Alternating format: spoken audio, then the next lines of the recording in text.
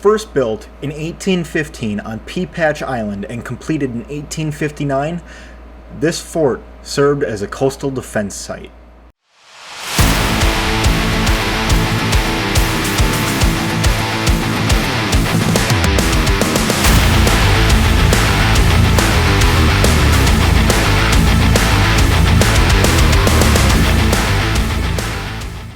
Originally intended as a coastal defense site to protect the harbors of Wilmington, Delaware, and Philadelphia, Pennsylvania, this fort eventually became a prison housing 33,000 Confederate soldiers. This is Fort Delaware.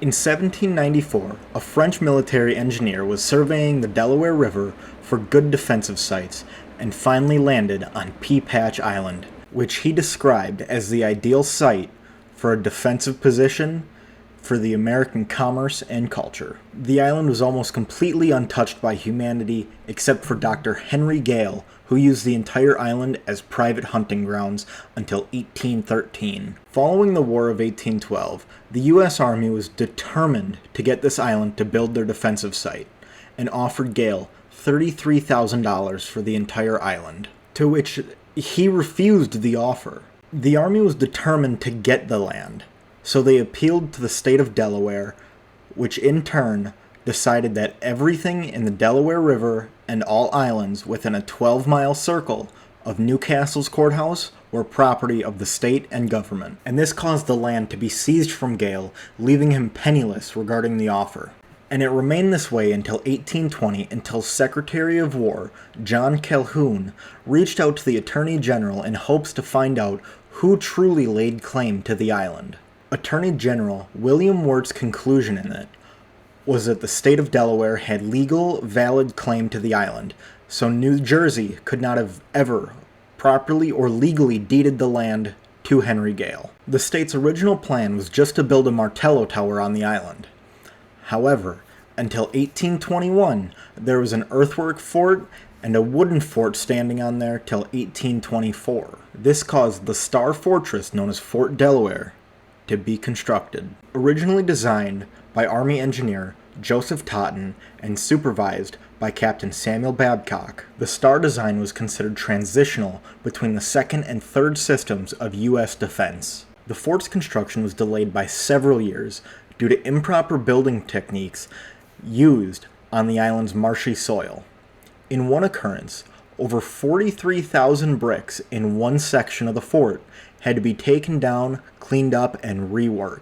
Hearing about this, the designing engineer, Colonel Totten, and General Bernard had come to the island to inspect the faulty works. Captain Babcock was severely criticized for altering the colonel's designs without prior approval, and he was subsequently brought in for court-martial for disobeying direct orders in 1824 because of this. But it was determined he was not guilty of neglect, rather he just had an error of judgment, and therefore he was acquitted of all charges.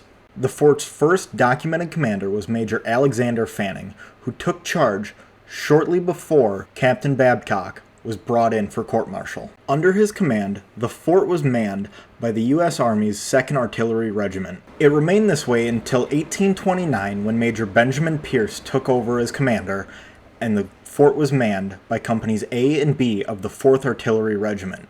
In 1831, a fire had broken out in a guest lieutenant's quarters, destroying much of the fort and burning until the very next morning. After the fire, Major Pierce and his soldiers were granted orders to stay at the Federal Arsenal in Newcastle, Delaware, until it was able to be reoccupied.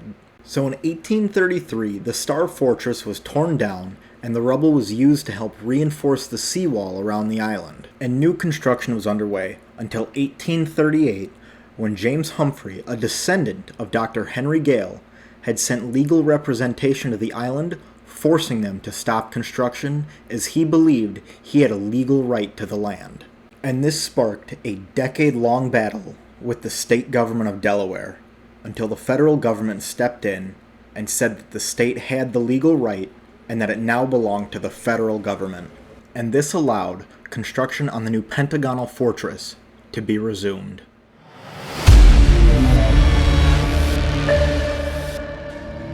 During the Civil War, Fort Delaware had gone from protector to prison. A POW camp was established to house captured Confederate soldiers, federal convicts, and local political prisoners. With the fort never intending to be a prison, the Union Army had to make do with what they had, using empty storage rooms and turning them into cells. And in the makeshift cells that the Confederate soldiers were housed in, you can still see their names etched into the bricks. The first confirmed death of Confederate war prisoners was Captain L.P. Halloway of the 27th Virginia Infantry. While the official number of deaths is unknown, it's believed that Confederate soldiers alone contributed to over 3,000 of them.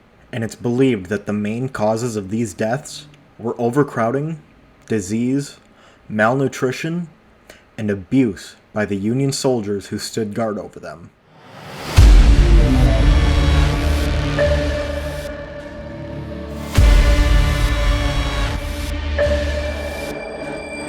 One of the most famous spirits of Fort Delaware is a Civil War nurse, and because of the nurse's uniform during this time, locals have dubbed her the Lady in White. Local legend leads you to believe that she is a nurse who tended to the sick and dying Confederate soldiers who were housed there as prisoners of war. It's also believed that she contracted illness from some of the soldiers and ended up succumbing to that very sickness. She's often seen wandering in the fort's hospital area, followed around with the scent of lavender. She's often described as a misty white apparition with a mournful expression on her face. She's often seen dressed in period-accurate nurse uniform and typically seen right around dusk.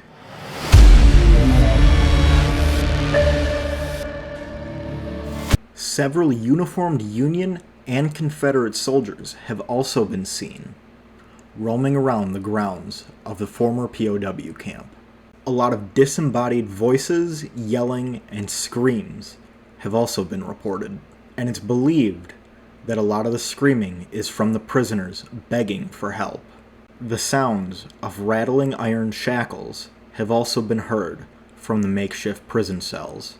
Another popular spirit is of a 9-year-old Confederate drummer boy. The young boy had supposedly faked his own death and was to be transported across the river in a coffin to inmates who were allegedly supposed to set him free.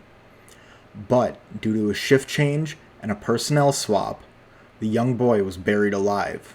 The apparition of Confederate Brigadier General James Archer has also been seen in the dungeon area. He had already arrived to Fort Delaware very sick, and shortly after his arrival, attempted to stage a prison riot. It's rumored that this alleged riot had killed several soldiers on both the Union and Confederate sides. Because of the riot, he was confined to the dungeon area, and a few months later, he was part of a prisoner exchange, where regardless of that, he still died because of his sickness.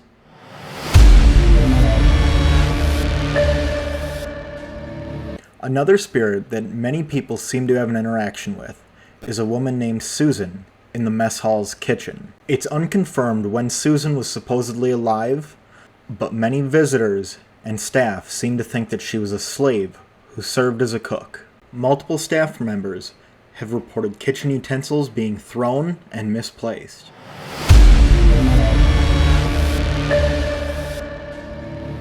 After World War II in 1947, the state of Delaware had reacquired it from the federal government and had turned it into Fort Delaware State Park. Opening its doors to the public in 1951, it quickly became a hotspot for paranormal investigators, and these days, even doing guided ghost tours and special night events.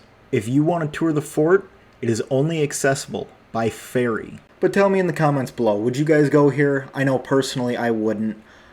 I've already dealt with haunted military bases. I'm done with that. But as always, guys, thank you for watching. Thank you for sticking to the end. Have a good one, and I'll see you next week.